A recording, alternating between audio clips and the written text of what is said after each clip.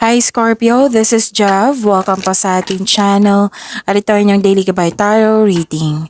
Kung naka-resonate kayo, comment down. Kung hindi kayo naka-resonate, ibigay niyo po sa iba kasi general reading po ito. This is for you, Scorpio.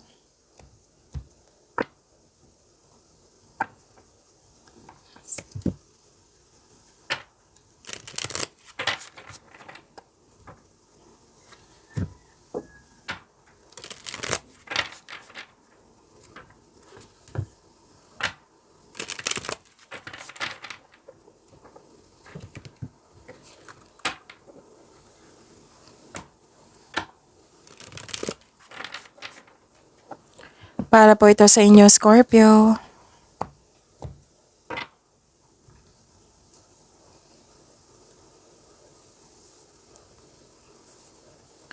Maraming salamat po sa inyong patuloy na suporta at maraming salamat din po sa mga hindi nag-skip ng ads. Gamitin ang reading na ito bilang gabay lamang sa mga hindi pa nag-subscribe, subscribe na po kayo at click bell notification para malaman nyo na may bago tayong video.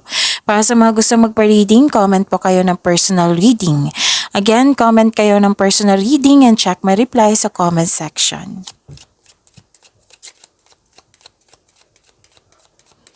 Spirits Guide, mga ganap pa para kay Scorpio. I need 3 cards po.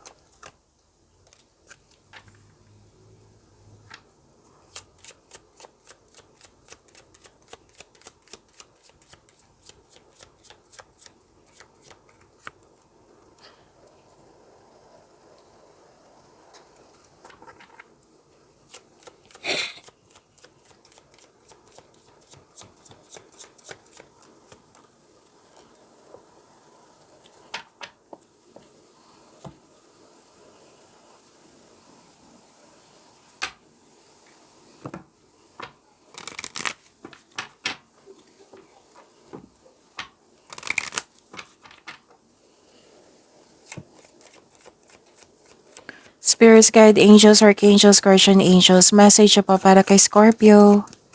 I need 2 cards po.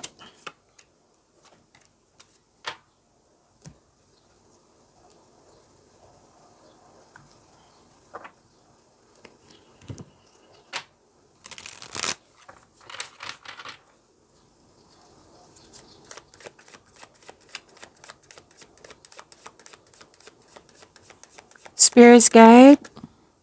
Spirits Guide, Career and Money. Career and Money, message pa sa Career and Money ni Scorpio.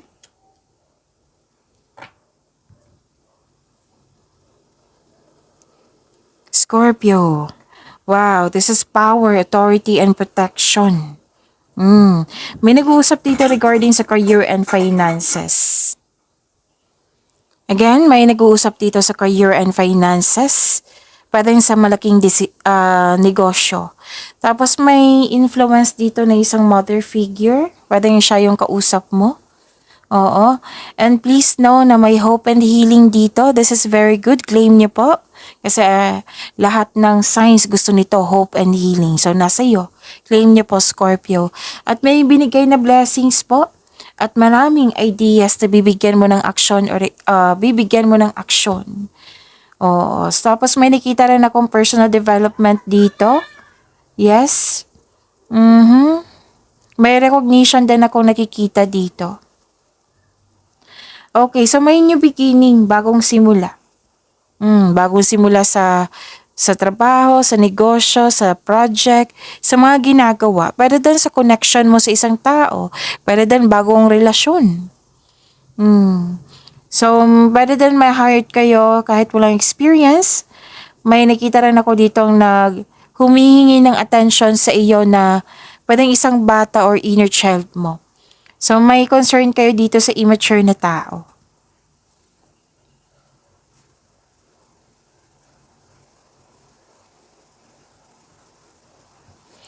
Okay, so this is message from Archangel Haniel. Passion. Trust and follow your renewed passion in your love life and career. Wow. And beloved one, sabi po ni Archangel Chamuel, I am helping you with your spiritual soulmate relationship. Ganda. And, wow. This message is for your career and money. Look, Winning, panalo. Oo. Sooner or later, luck, L-U-C-K, comes to everyone. Don't spend everything at once. So it might be may parating sa inyo na malaking opportunity, offer, malaking pera, at yung panalong-panalo ka. So, it might be this is a huge or malaking money. Oo. So, wag nyo dong i-spend at once. Kumbaga, save po. I-save nyo po kung pwede po.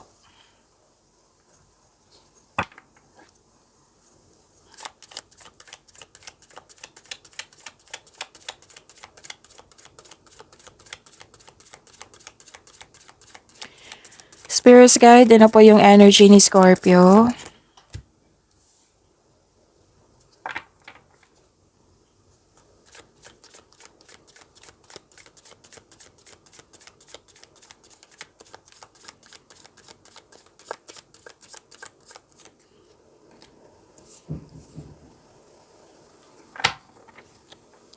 Kung may narinig kayo or may nakita kayong repeating message, meaning to say, pinupush ng cards niyo yan.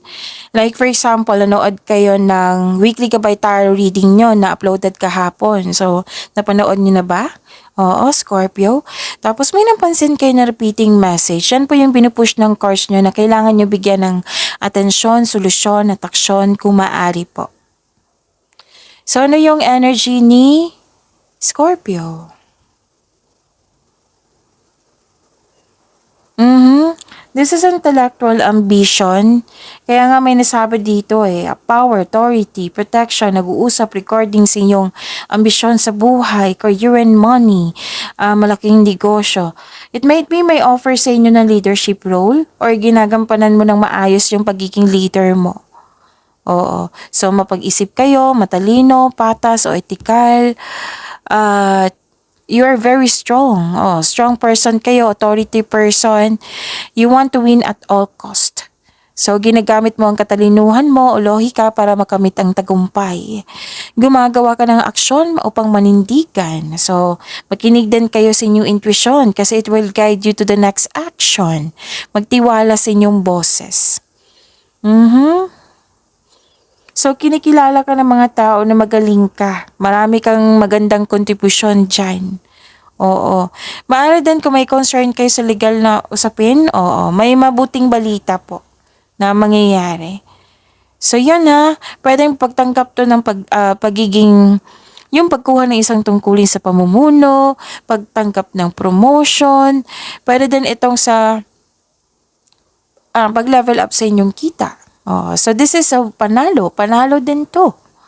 Oo, winning.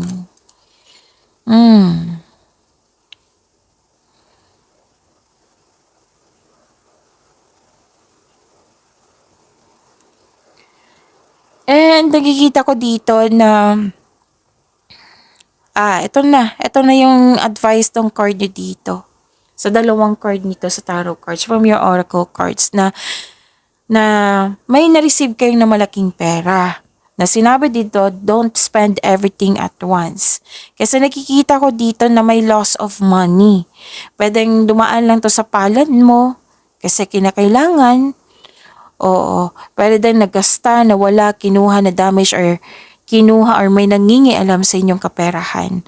May concern niya dito sa hindi marunong mag-handle ng money. Pwedeng ikaw to or yung concern mo sa isang tao. At may nakita rin ako ditong pushing forcefully to see the results. Yan yung nakikita ko. Yung kailangan mo makuha yung resulta. Kaya ka it might be this is overspending sa trabaho. You have too much focus sa material wealth.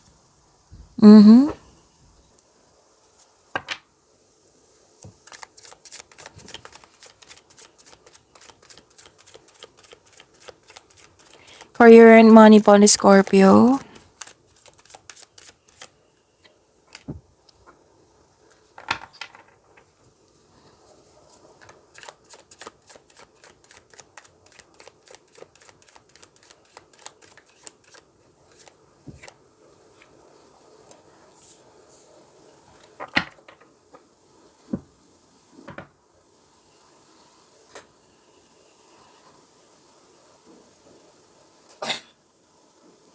Okay.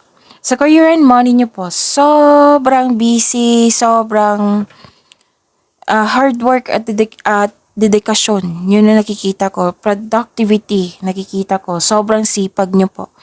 I am sure lumabas to sa weekly gabay tarot reading niyo. So, hard work and productivity, expect yourself na magiging busy kayo ngayon. So, yun, dedikasyon sa trabaho or negosyo for financial prosperity. So, sabi ng card dito, patuloy mo lang magsumikap. Ang ilan sa inyo nag-aaral ng new skill para ma-increase yung income nyo. Gumagawa kayo ng passive income. So, sabi ng card dito, what you have been studying or practicing, it will lead you to abundance. Ganda naman. So, this is bagong kasanayan po at kaalaman. This card reminds you kapag ginawa mo ang gusto mo, mamahalin mo ang ginagawa mo. So, tagumpay ito sa kaperahan ha.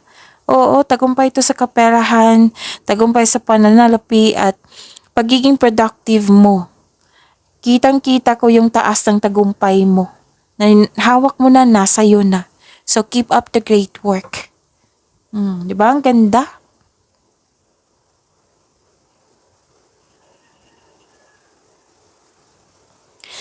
Nakikita ko rin dito na nagkaroon po ng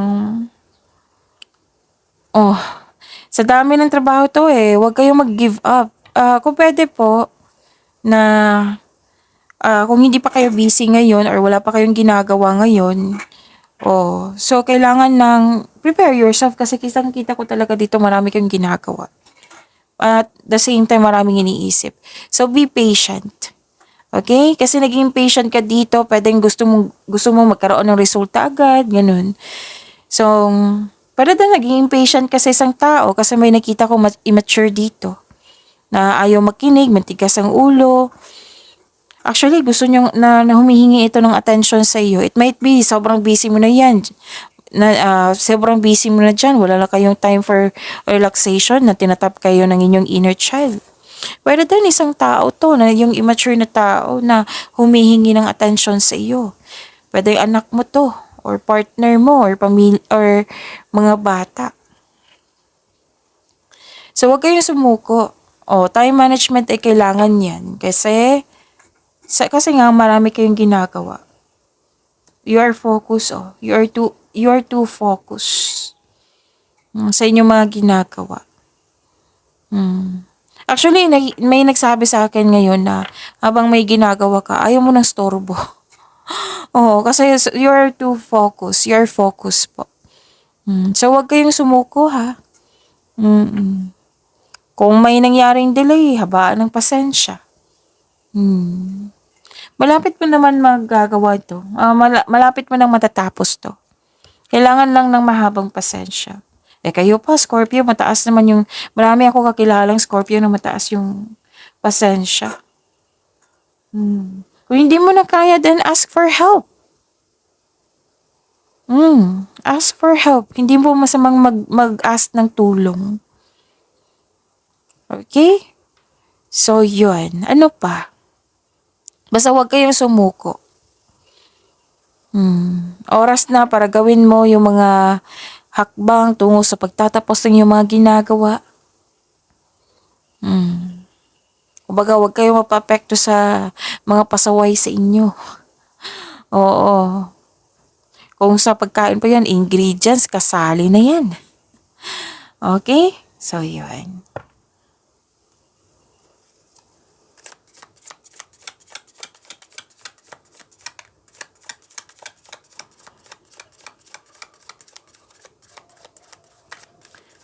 Love life, self-love, partnership, and romance ni Scorpio.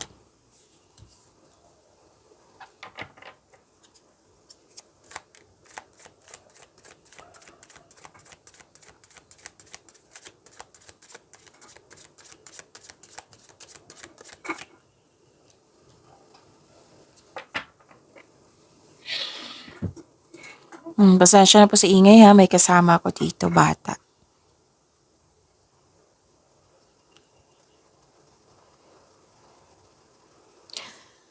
Okay. Actually, may bigla ang pagbabago po na, oh, may chance na babalik yung tao ng loko sa'yo, oh, kaya mag-ingat kayo.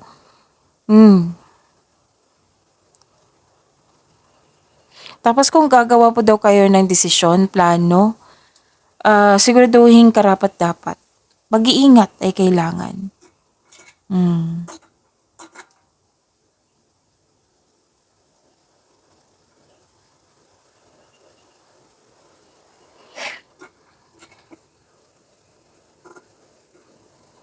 Okay.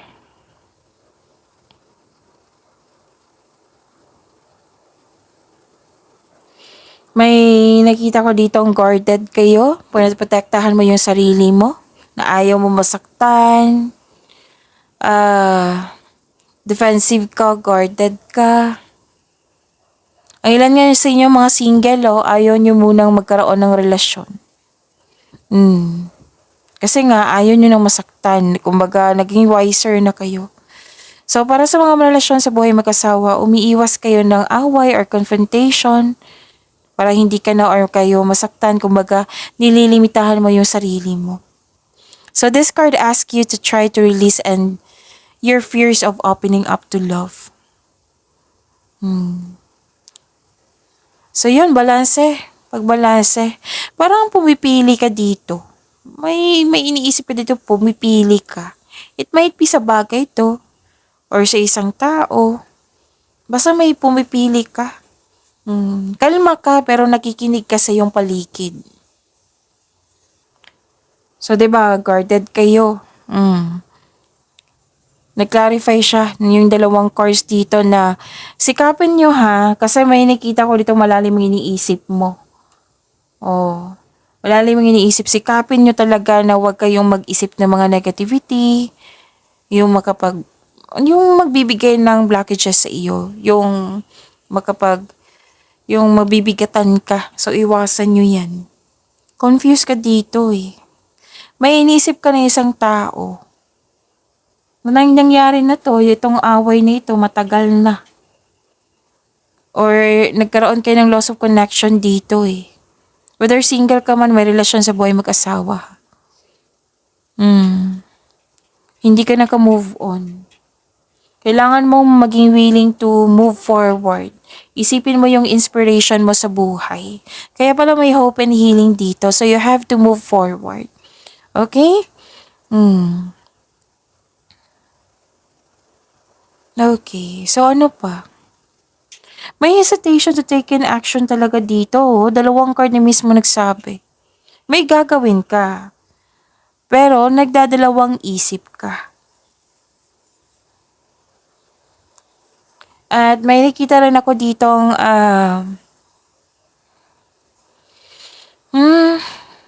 disappointed ka sa isang tao kasi nag-promise tong taong to sa'yo na hindi niya nabigay yung promises niya. Pero then mataas yung nagkaroon ka ng high hopes or expectation ka sa isang tao na hindi niya nabigay. So, pero then yung tao na biglang nagbago, na hindi mo nagustuhan yung pagbabago niya. May tao rin dito na hiningan mo ng tulong pero tinanggihan ka. Hindi siya handang magbigay ng tulong po.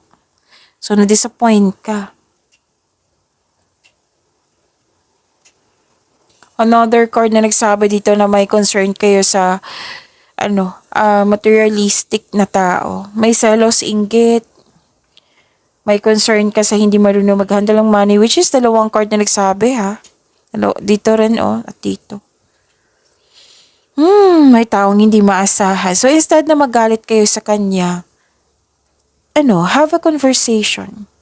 Para mabigyan na to ng solusyon, para hindi ka na mag-overthink. Para hindi mo na siya isip-isip lagi, na nabibigyan mo siya ng solusyon. So, mag-usap kayo. Gawa kayo ng adjustment para magkasundo kayo. So, may nangihimasok dito sa decision-making process mo. Okay, so yun, maraming kailangan yung ma-overcome to. Lalo na sa personal life, sa love life. Kasi hindi ka nagustuhan, kaya nag-overthink ka, na kailangan yung talaga mag-usap. So, mag-focus kayo sa blessings sa binigay sa inyo kasi ang ganda-ganda po. Yung panalong panalo. See you tomorrow, Scorpio. Maraming salamat po.